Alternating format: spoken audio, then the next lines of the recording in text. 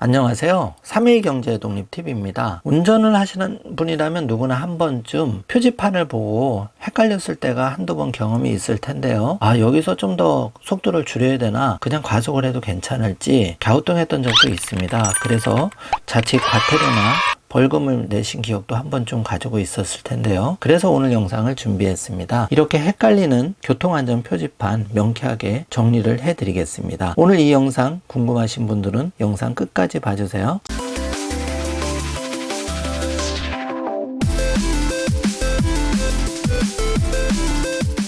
자, 그럼 바로 시작하겠습니다. 주의 표지판인데요. 도로 상태가 위험하거나 도로 주변에 위험물이 있는 경우 운전자가 사전에 인지하고 주의할 수 있도록 알려주는데 이렇게 생겼습니다. 그래서 Y자형 교차로, 미끄러운 도로, 과속 방지턱 한 번쯤 참고해 주시기 바라겠습니다. 규제 표지판인데요. 도로교통 안전을 위해서 자동차나 보행자가 일정한 행동을 하지 못하도록 제한한 규제 항목을 원안에 표시를 해주는데 꼭 유념하시면 좋을 듯 합니다. 통행금지, 50km 제한, 천천히 슬로우, 서행 표지판, 앞으로는 헷갈리지 않으셨으면 합니다. 지시 표지판인데요. 도로교통 안전을 위한 도로 통행 방법이나 통행 구분 등 지시사항을 알려줍니다. 이렇게 유턴 표시, 버스 전용 차로, 버스 전용 차로는 버스 기다리실 때 한 번쯤 보셨을 겁니다. 그리고 일방 통행, 운전자라면 매우 조심해야 되죠. 다음은 보조 표지판인데요. 주의 규제 지시 표지판의 주요 기능을 숫자나 문구를 통해 추가적으로 설명을 해주는데요. 정사각형이나 직사각형으로 생겼고 검정 실선 테두리 또 흰색 배경입니다. 안전속도 30km, 3.5톤 중량 보조 표지판 예를 들어 드렸는데요. 참고해 주세요. 운전자는 도로에서 어떻게 소통할까요? 사실 서로 쌩쌩 달리다 보면 위험한 일을 당해도 어떻게 전달할지가 몰라서 당황하는 경우가 있는데요.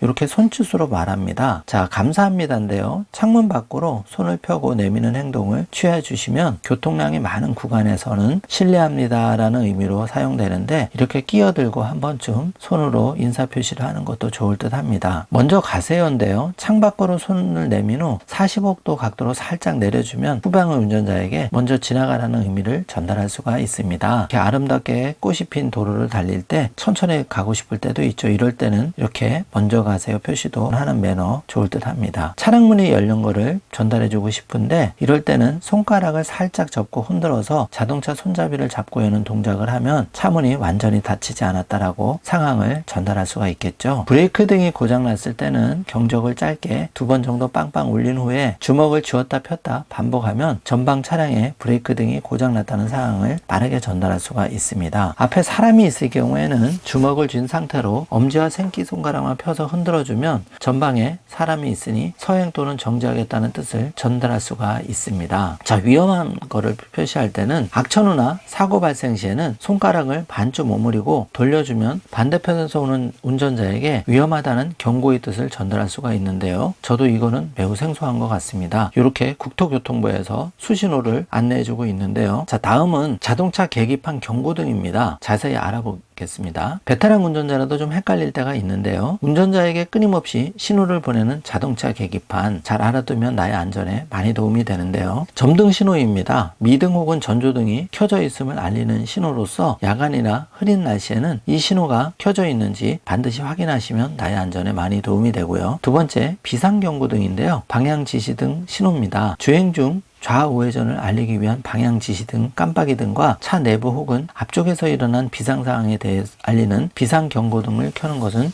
기본 중에 기본이겠죠. 자, 상향등 신호인데요. 상향등이 켜져 있을 때 점등이 됩니다. 상향등은 하향등만으로는 시야 확보가 힘들 때만 켜주셔야 됩니다. 일반 시내 주행 시에는 맞은편 운전자의 시야에 방해가 될 수 있기 때문인데요. 자, 엔진 경고등, 엔진이나 배기가스 제어장치, 연료 공급 장치에 이상이 생길 시에는 이 엔진 경고등이 깜빡 점등이 됩니다. 연료 부족 경고등을 한 번쯤 보셨을 텐데요. 일반적으로 연료 탱크 내 연료가 10%가량 남았을 때 점등이 되는데요. 가까운 주유소 운행까지는 무리가 없으니 침착하게 근처 주유소를 찾아가 주시면 됩니다. 이모빌라이저 경고등인데요. 스마트 키가 차 내에 없을 경우 점등되는 경고등인데 이모빌라이저 도난을 방지하기 위해 스마트 키가 차 내에 없을 경우 시동을 제어하는 장치입니다. 자, 다음은 절대 무시해서는 안 되는 빨간색 상태 표시 등인데요.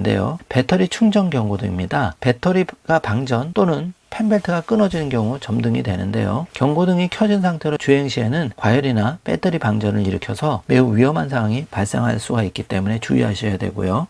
에어백 경고등이 켜지면 이상이 있을 때 이렇게 점되는데 사고 발생 시 안전과 직결되도록 바로 점검을 해주셔야 됩니다. 냉각수 경고등, 냉각수는 온도가 120도 이상일 때 점등이 되는데요. 이 경우 엔진 과열로 위험한 상황이 발생할 수 있습니다. 꼭 시동을 끈 후 이상을 체크하고 운행을 해주시기 바라겠습니다. 지금까지 교통 표지판과 또 운전할 때 수신호, 그리고 운전자라면 한 번쯤 꼭 알아둬야 될 운전 표시판, 안전 게시판에 대해서 자세히 알려드렸는데요. 저도 운전을 30년째 해오고 있지만 모르는 내용이 생각보다 많았습니다. 오늘 영상 내용이 조금이라도 도움이 되셨다면 주변에 알려주시고 좋아요, 구독, 알림 설정 부탁드리겠습니다.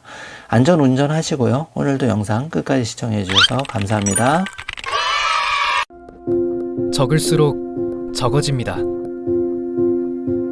적을수록 적어집니다. 적을수록 수많은 경제 고민이 적어집니다. 경제와 뗄래야 뗄 수 없는 사이인 우리. 다이어리에 따라 구체적인 계획들을 적어나가며 우리 모두가 경제 독립을 할 수 있는 그날까지, 더 나아가 각자의 꿈을 이루는 그날까지 나의 첫 번째 경제 다이어리 마이 라이프북과 함께 해보는 것은 어떨까요? 나의 첫 번째 경제 다이어리 마이 라이프북.